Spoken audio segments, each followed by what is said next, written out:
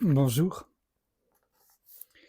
Aujourd'hui, je voudrais, répondre comme je le peux à une question de Yolande, qui m'a dit: «Comme je n'ai pas à me soucier des pensées qui me traversent sans cesse, en quoi la pensée créatrice peut-elle aider la personne dans sa dimension humaine?»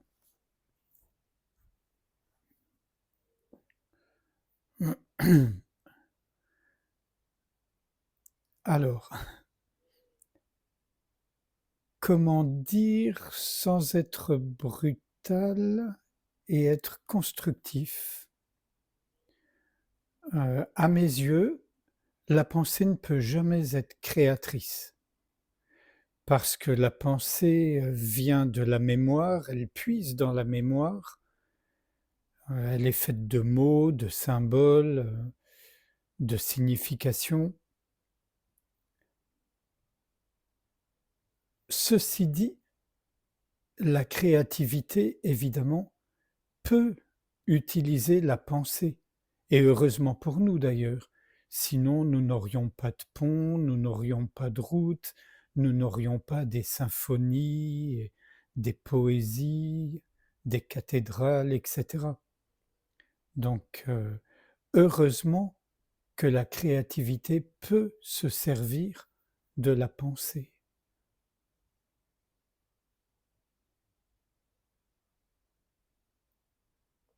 Donc, ce que j'essaye de dire, dans cette réponse, c'est que la pensée créatrice, comme vous dites Yolande, ne peut pas nous aider dans la dimension humaine.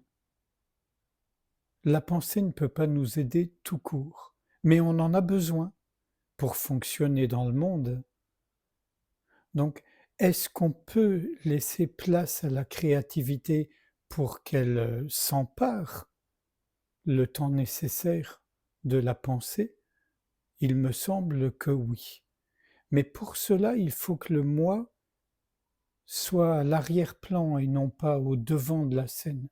Et quand je dis à l'arrière-plan, c'est pas bon comme expression, parce qu'à l'arrière-plan, ce qui est toujours déjà là, c'est la conscience d'être, le soi, le je suis, la source, peu importe comment on l'appelle. Donc disons que le moi, il doit passer au second plan plutôt qu'à l'arrière-plan. Céder la place à ce qui est toujours déjà là, justement. Donc, comment peut-on faire quand les pensées nous traversent sans cesse, même si on ne se soucie pas d'elles, pour laisser libre cours à la créativité? Alors en fait, il me semble que quand le moi n'est pas au premier plan et qu'on fonctionne à partir du silence, de la présence de notre véritable nature, qui est toujours déjà là et qui n'est pas compliquée à retrouver, quoi qu'en disent les traditions, euh, ben on est toujours notre véritable nature, le silence, c'est toujours créatif, neuf, frais. Donc comment fait-on? Là, immédiatement, je vois 3 pistes pour permettre à la pensée, non pas de s'effacer, mais de céder place au silence et qu'elle soit nourrie du coup par ce silence quand c'est nécessaire. La première piste, ça peut être de questionner le penseur qu'on croit être. C'est vraiment essayer de trouver qui est ce penseur. Quand je dis essayer de trouver, attention, il ne s'agit pas de répondre à une question, on ne passe pas un examen. Il ne s'agit pas non plus de analyser, évaluer, commenter.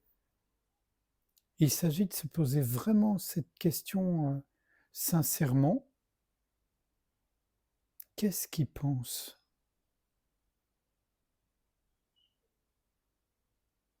Ou qui pense si vous préférez, mais le qu'est-ce qu'il pense, je le trouve un peu plus neutre, un peu plus impersonnel, préférable donc. Mais c'est mon point de vue, c'est pas forcément votre point de vue. Donc ça, c'est une première piste. Si on questionne le penseur,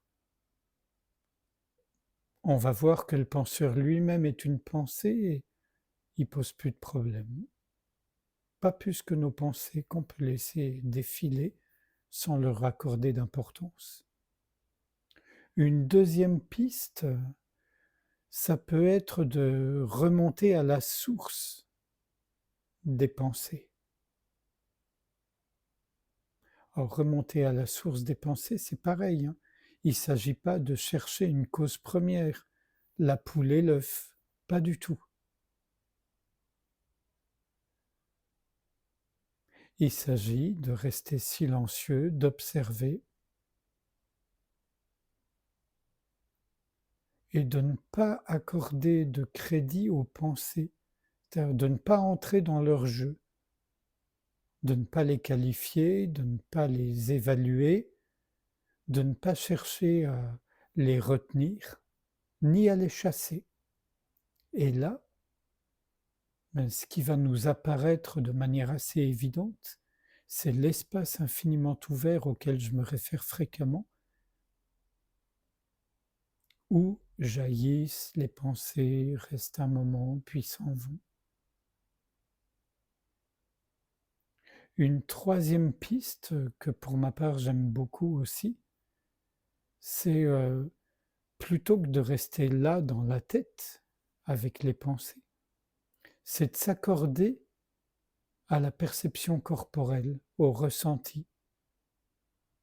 Encore une fois, il ne s'agit pas de nommer les sensations, de les évaluer, agréables, désagréables, etc. Ça peut nous venir par réflexe, par mémoire, mais on n'accorde pas non plus d'intérêt à ça. C'est-à-dire on reste dans la perception, dans le ressenti.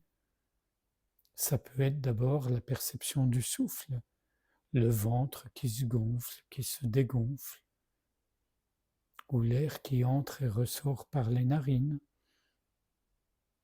Ça peut être la perception du corps telle qu'elle nous apparaît en ce moment même. Ça peut être les points de contact du corps, les contacts avec les vêtements, avec l'air ambiant. Ça peut être des sensations qu'on perçoit ici et là. En tout cas, on se donne sciemment à l'écoute des sensations, de la perception corporelle. Et là aussi, comme par magie, la pensée passe au second plan.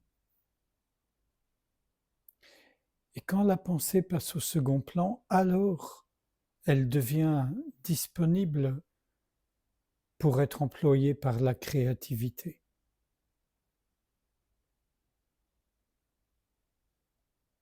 Je ne suis pas convaincu d'avoir répondu convenablement à votre question, mais là maintenant, je ne vois rien d'autre que je puisse dire, sachant que ce n'est pas ma question, et que peut-être si on était face à face, on pourrait aller plus loin dans ce que vous voulez dire, mais là, tel que vous l'avez posé, et c'est très clair, hein.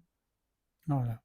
Je répète ce que j'ai dit au début, à mes yeux, la pensée n'est jamais créatrice. Et quand on parle de pensée créatrice, pensée créative, c'est une façon de parler.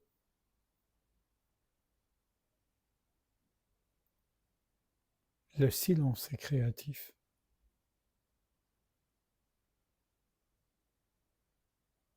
Est-ce qu'on peut passer un petit instant ensemble en silence, justement, sans rien faire, sans rien chercher? Et finalement, sans le chercher, on laisse la créativité jaillir ou pas.